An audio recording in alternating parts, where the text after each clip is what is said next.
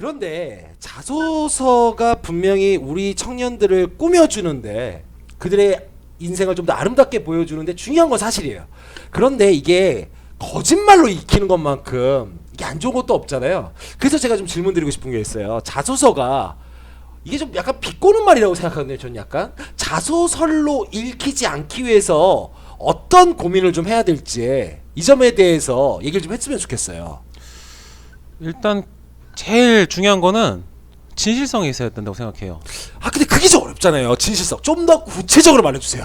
진실성이라고 그냥 저 여기 가가지고 정말 너네 기업 좋아가지고 왔다 뭐 네. 이런 거 아니면은 네. 가서 뭐 훌륭한 일꾼이 된다 이런 네. 거보다는 정말 어떤 측면을 보고 내가 이 회사를 지원을 했다, 아 정말 내가 내 전공하고 관련이 있다던거나 네. 아니면은 정말 이쪽에서 하고 있는 일에 관심이 있어서 분야에도 맞고 내가 나의 능력 어떤 능력을 가지고 여기서 열심히 할 수 있었다, 이런 진실된 마음으로 해야 되거든요. 진실된 마음으로. 아 그러니까 진실을 담지 않는 그런 진실 안 담다 보면 약간 진부한 말들이 나가거든요. 조금. 그 열심히 하겠습니다. 그런 말을 버리란 얘기네요 일단. 그 진부한 표현 대표적인 거 있잖아요.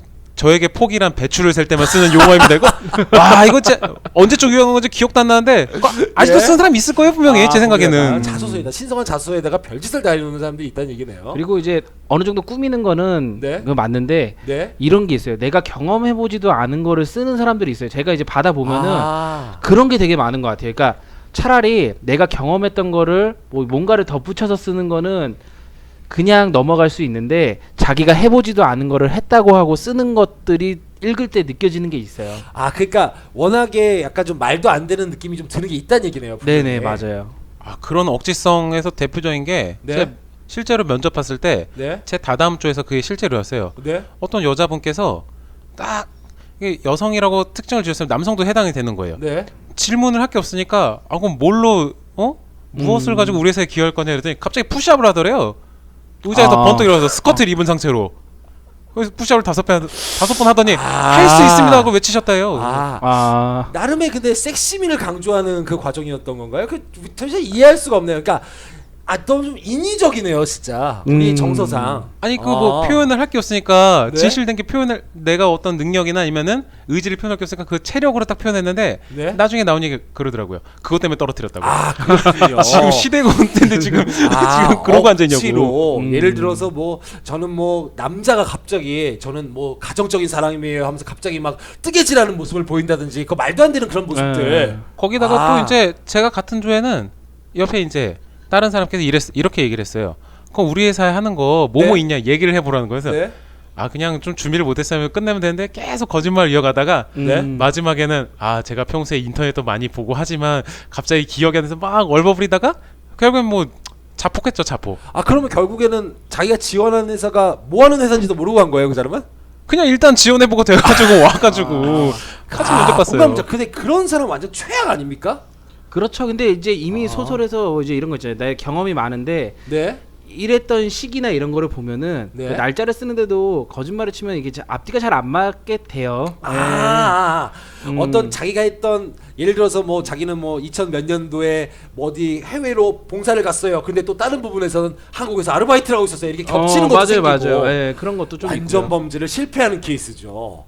그렇다면 우리가 자소설로 읽히지 않기 위해서는 진심을 담아야 되는데 이게 근데 듣는 사람들 입장에서는 좀 어려운 일이에요. 그러니까 그 무슨 말인지는 알겠는데 어떻게 하면 자소서나 면접에서 자신의 진실성을 더 밝힐 수 있을지 구체적인 어떤 해법 같은 건 없습니까? 그러니까 어떻게 하면 거짓말을 하지 말아라 이런 단순한 어떤 조언보다. 이거 좀 난이도가 있는 질문이에요. 그러니까요. 이런 얘기를 좀 하고 실제로 싶은 얘기인데. 썼을 때. 그러니까 알겠어. 거짓말 안 할게. 근데 나 표현은 해야 돼. 자소설로 근데 안 보여야 되긴 하는데 어쨌든 이거 자소설이긴 해. 근데 자소서 좀 사람들이 이쁘게 읽을 수 있도록 진심으로 느껴질 수 있도록 어떻게 하는 방법이 좀 있을지 이거에 대한 대답이 필요하지 않을까 저는 생각하고 있습니다. 그러면은 그럼 장점하고 단점을 한번 예로 들어가지고 한번 얘기를 해보죠. 쿨쿨 연구원이 지금 모터를 달았어요. 시작하도록 하세요. 예. 자, 본인의 장점 말하라고 하면은 만약에 뭘 말할 건가? 예. 뭐 공관장님 만약에 장점 말하면 뭐 얘기하죠? 저의 장점은 끈질깁니다. 그러면 안 됩니다. 열심히 하겠습니다. 끈질깁니다. 이거 아닙니다. 그럼 뭡니까? 아 이거를 좀 잘 포장을 해야죠. 잘 진실되게. 어려운 얘기인데요. 아, 좀 도와주세요. 저 떨어졌습니다 지금. 지금 저 떨어졌어요. 나이 34세 떨어졌어요 지금. 자, 그럼 어떻게 해야 될까요? 조언을 좀 주세요. 아 이제 끈질기다 표현을 이거 좀 집착 이런 거에서 네. 좀 한 가지에 집중을 하는 네. 집중력이 뛰어나다는 걸 이제 표현을 해야 되잖아요. 아, 그럼 그렇군요. 이걸 장점하고 단점으로 둘 다 얘기를 해볼게요. 예. 먼저 단점으로 얘기해 볼게요. 예. 만약에 내가 한 가지 집중력 뛰어난 거를 네. 뛰어나는데 주변 것을 못 봐요.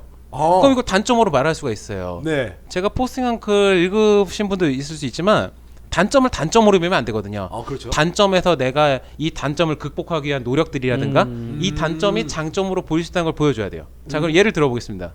저는 이제 한 가지 뭔가 집중을 하면 주변 것들을 신경을 잘 못 쓰는 단점이 있습니다. 네.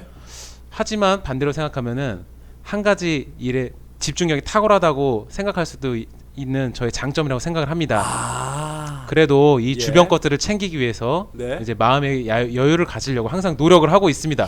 이런 식으로 단점을 장점으로 좀 이렇게 딱 틀어주는. 이거 동전의 양면이네요. 그러니까 그렇죠. 하긴 그렇죠. 그렇네요. 그러니까 끄질기다는 말로 써버리면 이게 좀 안 좋은 어감도 생기니까. 그러니까 우리는 이제 뭐 좀 이런 얘기를 하죠. 그런 거를 이제 밑장빼기라 그러는데 맞아요. 밑장빼기. 밑장빼기. 밑장만 살짝 뺐는데 완전 달라지는 거잖아요 지금. 그러니까 단점도 장점도 장점은 장점으로. 그럼 이렇게. 이게 이제 장점으로 변하면 어떻게 되냐? 예.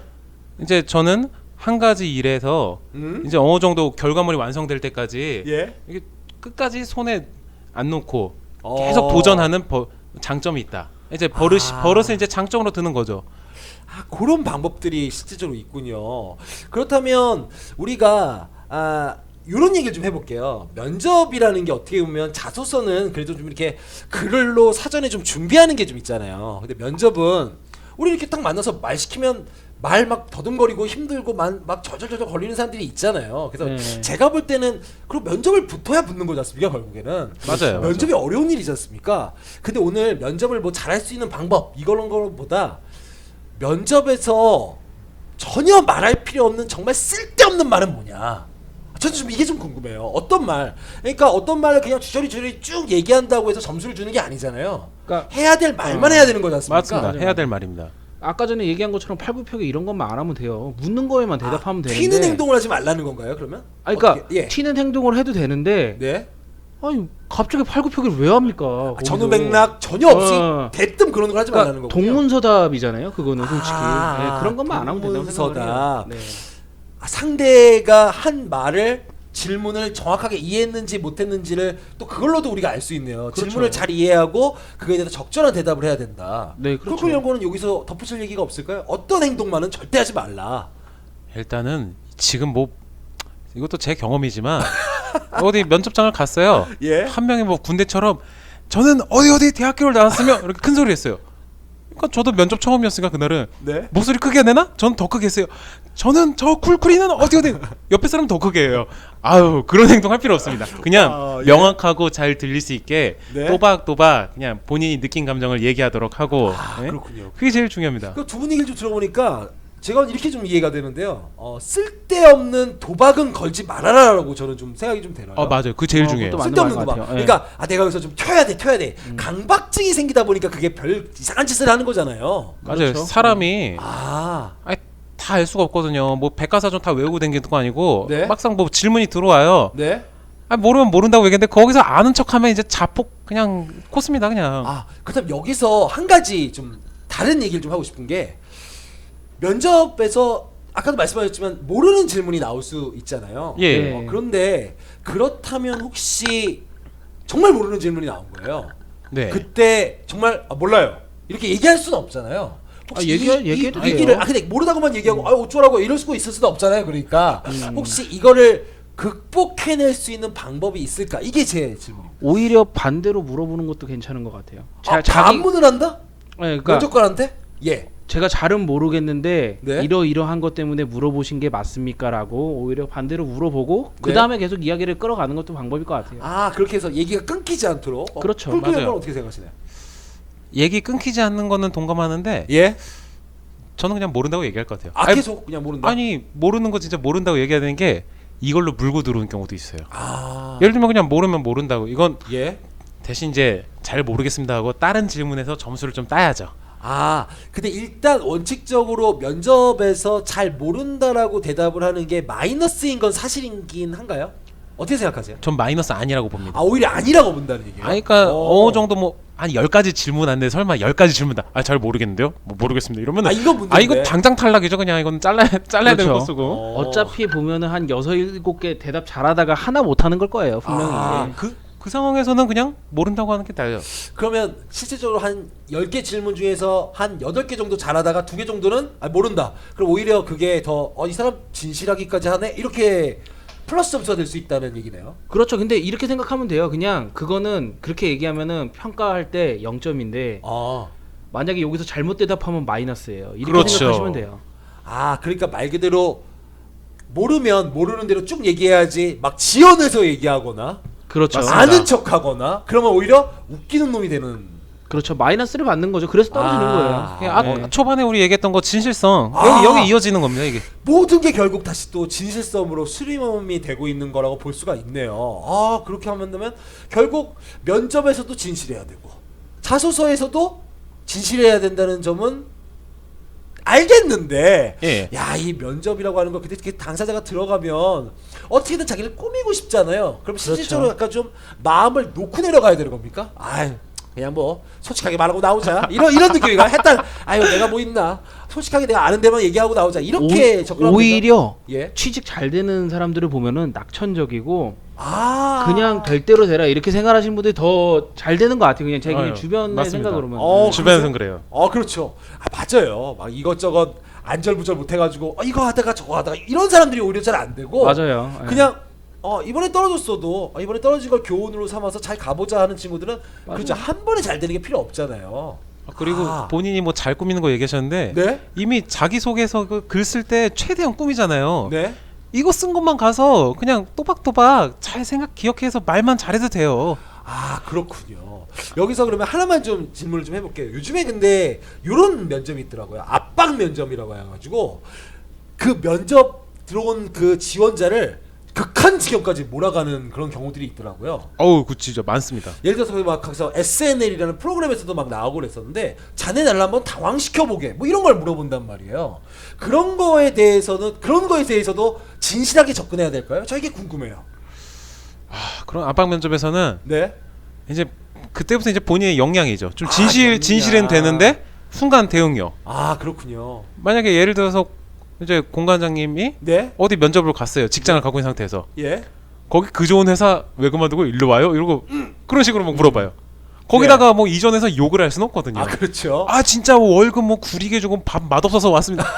그러면은 딱 드는 생각이 우리 와서도 만족 못하겠구나 이러면서. 근데 좀 뭔가 솔직히 뭐 목구멍까지 욕이 나오는 상황이 생겼어요. 그렇지. 이전 직장 하면서 거기서는 예. 이제 좀 대응력을 해서 제가 무슨 일을 하고 있지만 저 스스로의 능력 발전과 비전을 위해서는 이쪽으로 이제 이직하는 게 더 나을 결정을 해서 이렇게 옮기게 됐습니다. 이런 식으로 이제 순간 대응력. 순간적으로 어떤 대응력. 만약에 이제 다른 이런 질문도 들어올 수 있죠. 예. 공관부장님한테 예. 우리 면접 보는 거 회사 사장님한테 얘기하고 왔어요. 그런 이런 거. 식으로. 어떻게 하시겠어요, 그러면 공감부장은? 뭐 그냥 그러니까 우선은 이거는 네. 압박 면접을 제일 힘들어하는 게 약간 네. 좀 화난다 이런 거 있잖아요. 그렇죠. 그냥 맞아요. 다시 군대 생활로 돌아갔다 생각하고 나는 이등병이라 생각하고 그냥 다 져준다라고 생각하고 하면은 다 넘겨요. 그거 화내고 말 못하고 버벅이고 이래서 그러는 거지. 모르면은 모른다 다시 한번 얘기해달라. 나는 이렇게 생각한다. 그렇군요. 순간을 좀 모면하는 식으로. 그러니까 압박 면접으로 모든 게 구성되지 않으니까 몇 근데- 개 질문 중에 하나니까. 근데 제가 이제 보면은 압박 면접이 있을 정도 회사면 네. 좀 약간 대기업 아닙니까? 중소기업은 맞습니다. 압박 면접 맞습니다. 없잖아요. 네. 그렇군요. 중소기업은 그렇네요. 그렇군요. 중소기업은 없어요. 이거 제가 알기로는. 중소기업도 하나요? 좋은 기업은 있습니다. 그렇죠. 그렇죠. 중소기업도 모두 무시할 건 아니니까. 네, 좋은 기업은 있고 이제 뭐 사람 허건 날 뽑는데 최저시급 안 주는데 뭐 밥 맛없는데 상시 고용 체계가 있어요. 네, 뭐 그렇죠. 상식을 벗어나는 기업들 그렇군요. 상식이 통하는데 이런 데야 뭐 그런 데는 없죠. 그냥 그렇습니다. 우리가 이렇게 얘기를 했는데 결국에 우리가 했던 얘기들은 진실성이라는 것으로 모두 수렴된다라고 볼 수가 있겠습니다. 한 곡 듣고 와서 나머지 얘기 이어가도록 하겠습니다.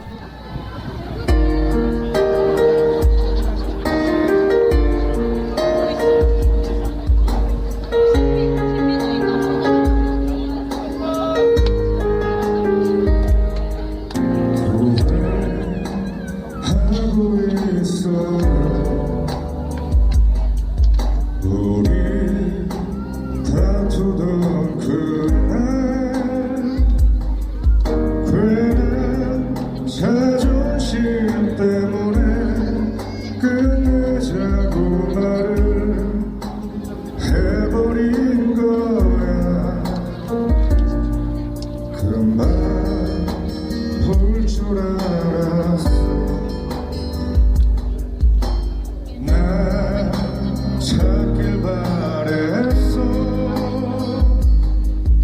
허나 며칠이 지나도 아무 소식조차 없어.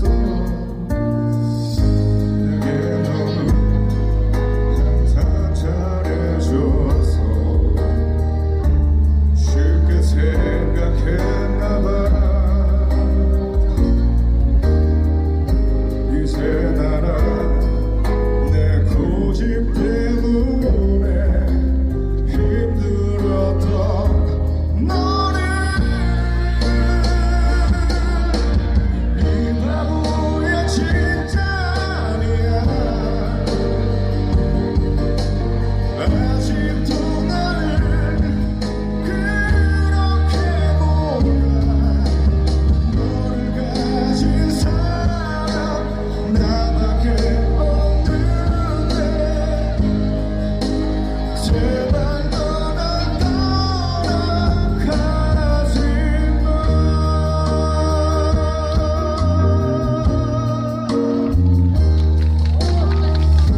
언제라도 내 편이 돼준 널 고마운 줄 모르고 철없이나 멋대로 한 거 용서할 수 없니? 이 바보야 진짜 아니야. 아직도 나를 그렇게 몰라. 너를 가진 사람 나밖에 없는데 제발 떠나가지 마. 너 하나만 사랑하는데 이대로 나를 두고 가지 마. 나를 버리지 마. 그냥 날 안아줘. 다시 사랑하게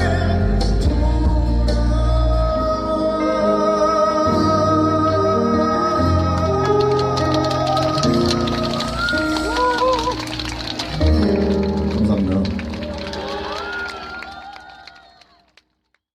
블루라벨 이데이가 부른 이지의 응급실 듣고 오셨습니다.